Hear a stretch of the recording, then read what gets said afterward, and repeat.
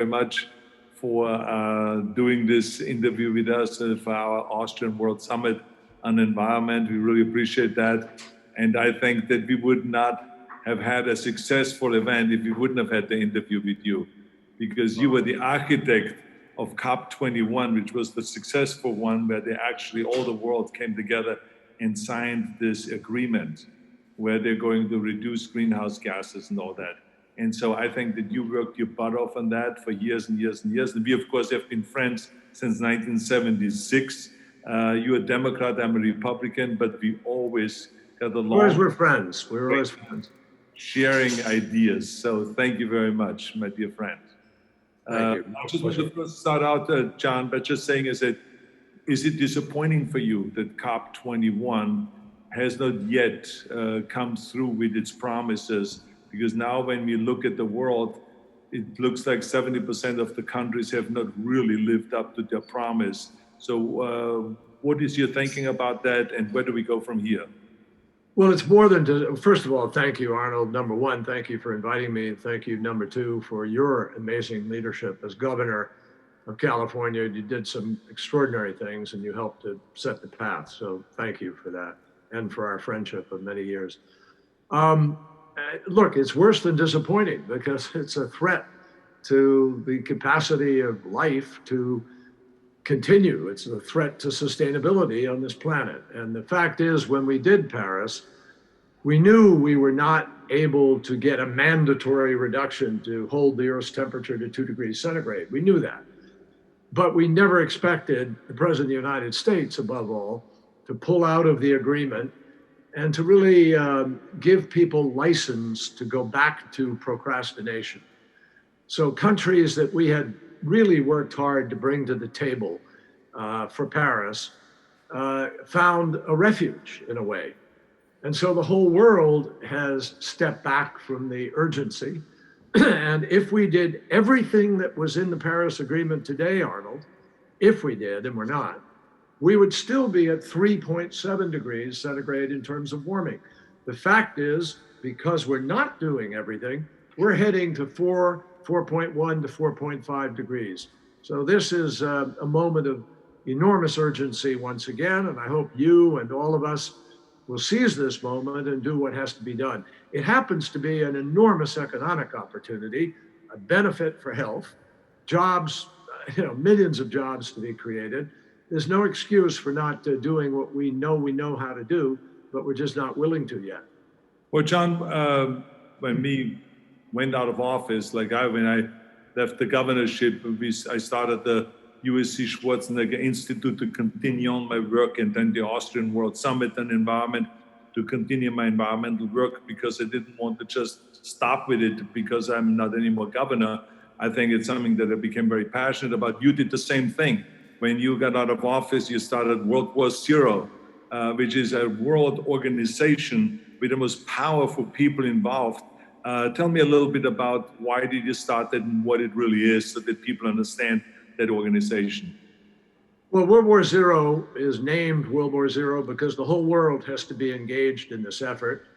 It is a war because, frankly, the deniers and the procrastinators have declared war on science, war on facts, war on evidence.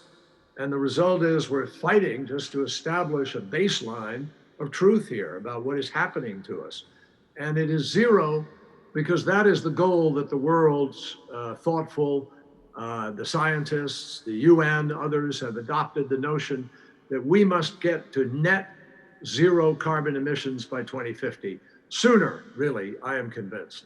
So World War Zero is an effort to bring unlikely allies together. I mean, you described it in your introduction of me. A Republican governor, a Democrat Secretary of State and Senator, but both of us know there's no Republican or Democrat label on pollution. There's no Republican or Democrat label on what's happening in California today with the burning, what's happening with the melting of ice, the rising of the sea level, the extraordinary impact on crops, the movement of people who are now climate refugees. This is a global challenge. And so we felt that we had to bring new voices to the table, not just your traditional environmental group, but unlikely allies who can change the conversation. And why was it so important to you to have?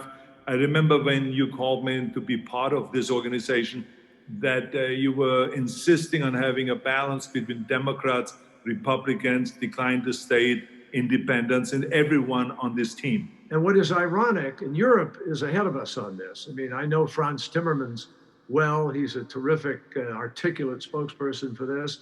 I know Europe as a whole is deeply committed to trying to move, but we're going to have to move faster than anybody thought. I saw that Angela Merkel made a decision on coal-fired power plants for Germany. They're going to phase them out. It is absolutely critical that country after country step up for when we go to Glasgow for the next UN meeting, which will take place because it was postponed this year. It will take place next year. Obviously, from my point of view, I hope we have a different president who wants to be in this agreement. What impact do you think that COVID-19 made on our environmental movement? Well, I think it scared the hell out of people, frankly, because they suddenly realized, wait a minute, pandemics were supposed to be part of the climate change scenario. And climate, the way in which the climate is changing is going to facilitate the movement of disease around the world. And it will complicate solving the problems of some viruses because of the warming. The heat will have an impact. So I think a lot of people realize that COVID-19 is in fact connected to climate change.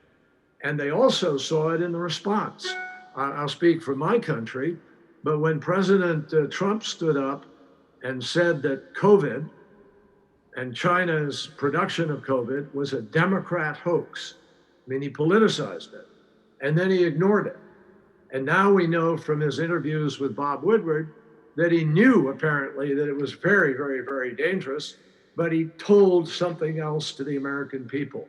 So people see in the denial, the same denial that you have in climate, a denial of science, a denial of evidence.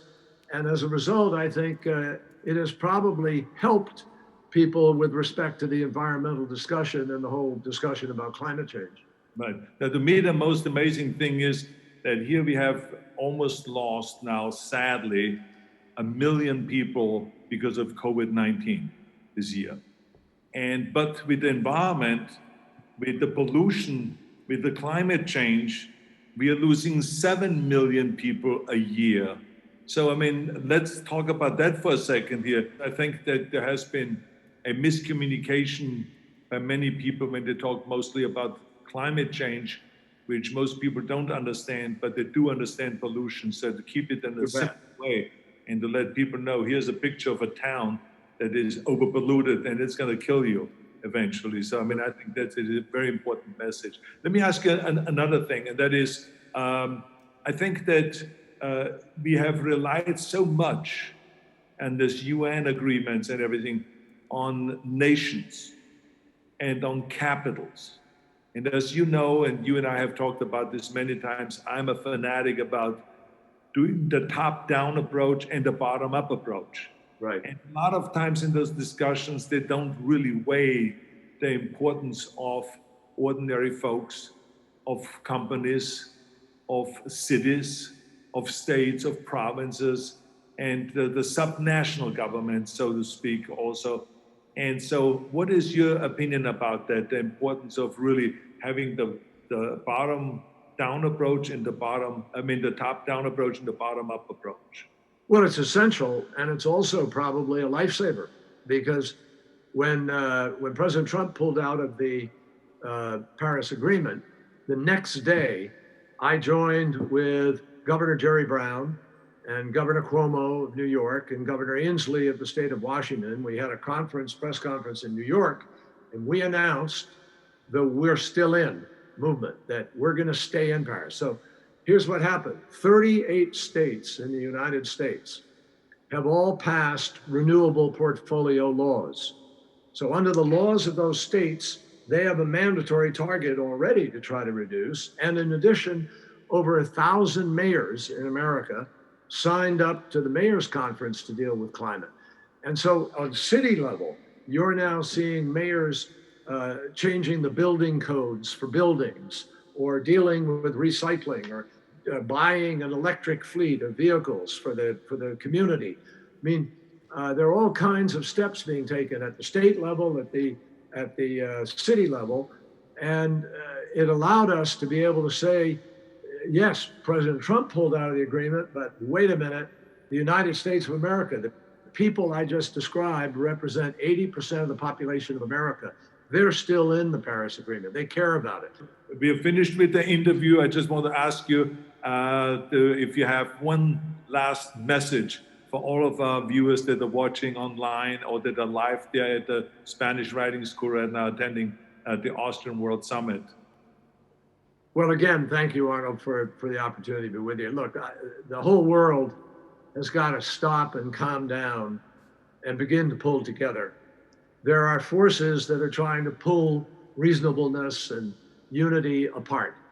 And all of these forces that are pulling things apart will not benefit any of us in the future. You cannot solve climate crisis, nuclear weapons, cyber warfare, extremism, COVID, pandemics. You cannot solve them in any one nation alone.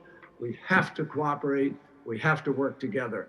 Well, thank you very much, Secretary Kerry, my dear friend, and I hope that you will say, I'll be back when it comes to next year's conference live. Ich komme zurück.